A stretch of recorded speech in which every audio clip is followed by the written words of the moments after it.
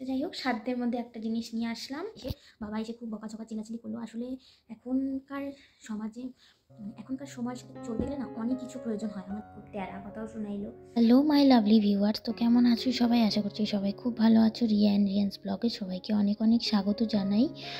আমি শিলিগুড়ি থেকে রিয়া, তোমাদেরকে সঙ্গে নিয়ে আজকে আবার একটা ব্লগ শুরু করলাম। তোমরা দেখতে থাকো, অবশ্যই খুব ভালো লাগবে। তো এখন হচ্ছে কি ছেলের টিফিন রেডি করে দিচ্ছি, ওয়াটার বোতলটাও ঢুকাই দিলাম। আর এদিকে দেখো ছেলেকে কিন্তু ফুল রেডি করাই দিচ্ছি, ও আবার যায় কম্বলের নিচে ঢুকে পড়ছে। মানে কতটা কষ্ট হয় না ওদের এই শীতের মধ্যে গাড়ি করে যাওয়া ওঠা। তো এখন আমি চলে আসলাম আবার জুম্বা ক্লাসে। দেখো ক্লাসে আজকে মানে নতুনত্ব অনেক ডান্স শেখানো হলো। তো তারপরে আমি ক্লাস থেকে ঘরে যাওয়ার পরে ক্লাস থেকে চলে আসার পরে এখন রান্না বাড়িতে শুরু করে দিলাম। চাটা সবেমাত্র খাইলাম, খাইয়েই রান্নাটা শুরু করলাম। আজকে আর মাছ ফাছ কিছু আনতে নাই করছি, কারণ কালকে মাছ খাওয়া হয়েছে। তো বললাম যে আজকে হালকা পাতলাই কিছু রান্না করি।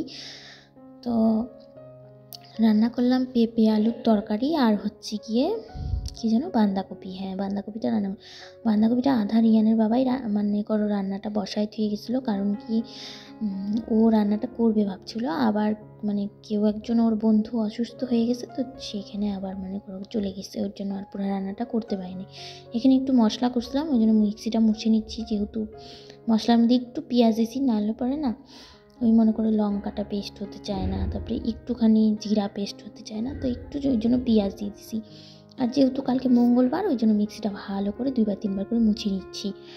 এমনিও আমি মুছেই নিই রোজ দিনই, যেদিনই মশলা করি না কেন। তো নিরামিষটা থাকলে মনে করো জিরা আর আদা যদি আর লঙ্কা যদি শুধু পেস্ট করতাম, তাহলে পরে মনে করো আরও অত ভালো করে মুছতাম না।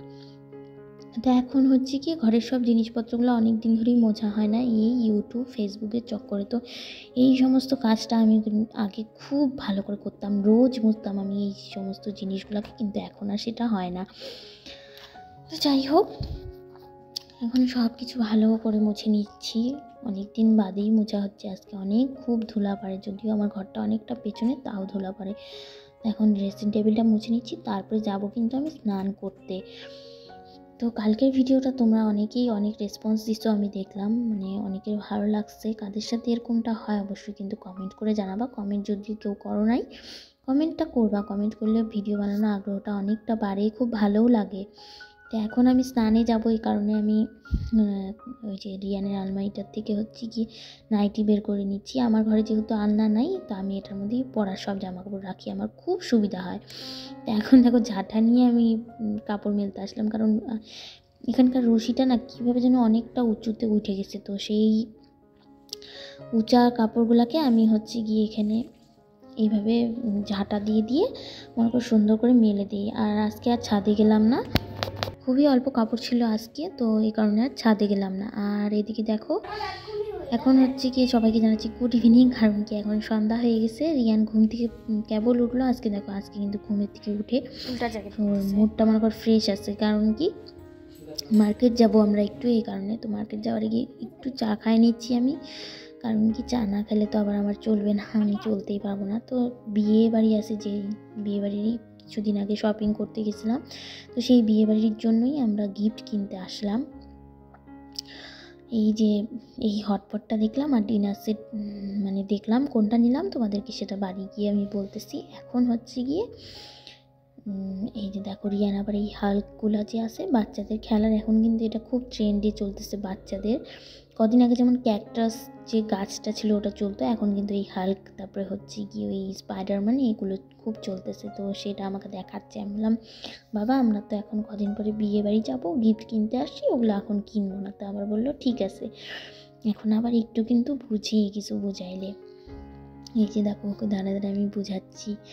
তো যাই হোক, গিফটটা কিনলাম। গিফটটা কিনে নিয়ে তারপরে অনেক দিন ধরে না আমাদের শিলিগুড়ি অটো স্ট্যান্ড যে আছে বিধান মার্কেটে, সেখানকার মোমো তো যারা যারা খাও তোমরা জানো কেমন টেস্ট। অনেক দিন হয়ে গেল খাই না, তো আজকে হলো গিয়ে খাইতে আসলাম এখানে মোমো। তো মোমোটা না আমি আবার খুব পছন্দ করি না, জন্য ইয়ানের বাবাকে বললাম 1 প্লেটই নাও। ওর বাবা আবার 1 প্লেটই নিছিল। তারপরে মানে একবার শুধু মুখে দিছি, মনে হচ্ছিলো যেন অমৃত এরকমটা। তো তারপরে রিয়ানকে বলছি প্লিজ একবার মুখে দিয়ে দেখো। ও বায়না লাগাইছিলো আমি ফুচকা খাবো আর অন্য কিছু খাবো না। ও ফুচকা খাইতে তো খুবই ভালোবাসে। তারপরে একবার খাইনি, জানো না, পরে আমি রিয়ানের বাবাকে বললাম যে একটা এগ রোল নাও আরও 1 প্লেট মোমো নাও। তো সেইগুলো খাইলাম, স্যুপ খাইলাম। এখন আসলাম রিয়ানকে ফুচকা খাওয়াইতে, ওখান থেকে আমি 2টা ফুচকা খাইছিলাম। এখন আবার আসলাম, দেখো বাড়ির দিকে প্রায় চলে গেছিলাম। ওই যে ফুচকাটা খাইলাম যে দেখলাম, ওটা হচ্ছে কি ইস্কনের সামনে থেকে খাইছি। তো বাড়ি যাবো বলে মনে করো বাড়ির দিকে আসতেছি, তখন আবার রিয়ানের বাবা মনে পড়ছে যে টুপি নিয়ে না। তো সেইরকম ভালো টুপি তো অন্য কোথাও পাবে না এই ভুটিয়া মার্কেট ছাড়া, মানে ও যেগুলো টুপি পরে আর কি। তা আবার সেই ঘুরে আসলাম ভুটিয়া মার্কেটে, দেখো কতটা দূরে। তা আজকে না ভিডিওটা এত বড় হয়েছে আর আমি কোথাও ভয়েস দিই নেই, তো হাঁপায় যাচ্ছি আমি ভয়েস দিতে দিতে। ভয়েস দিই নেই মানে কি, মানে ফেস টু ক্যামেরা আমি মনে করো করি নেই, ভিডিও করি নেই এরকম।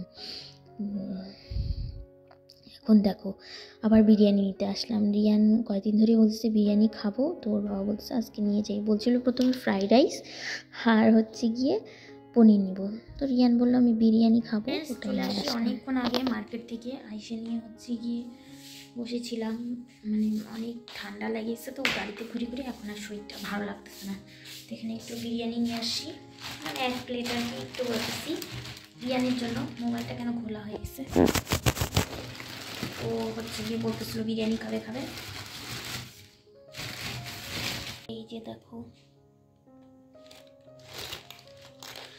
তো বিরিয়ানিটা খাবে আর আমরা ভাত খাবোর জন্য ভাত বসাইছি। কালকে মঙ্গলবার, ভাতটা মানে আবার বেশি হয়ে গেছে।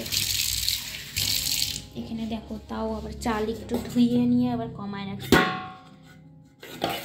কি করবো।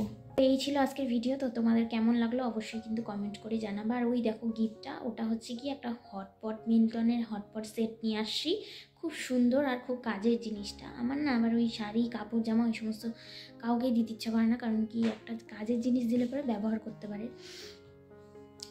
আমাদের হচ্ছে গিয়ে মানে কি বলবো, আমাদের যাদের মনে করো আর্থিক অবস্থাটা একটু কম থাকে তাদের কিন্তু মনটা কিন্তু বড় থাকে। আমরা সবসময় চাই যে একটা ভালো জিনিস দিই, দামি জিনিস দিই। তো যাই হোক, সাধ্যের মধ্যে একটা জিনিস নিয়ে আসলাম।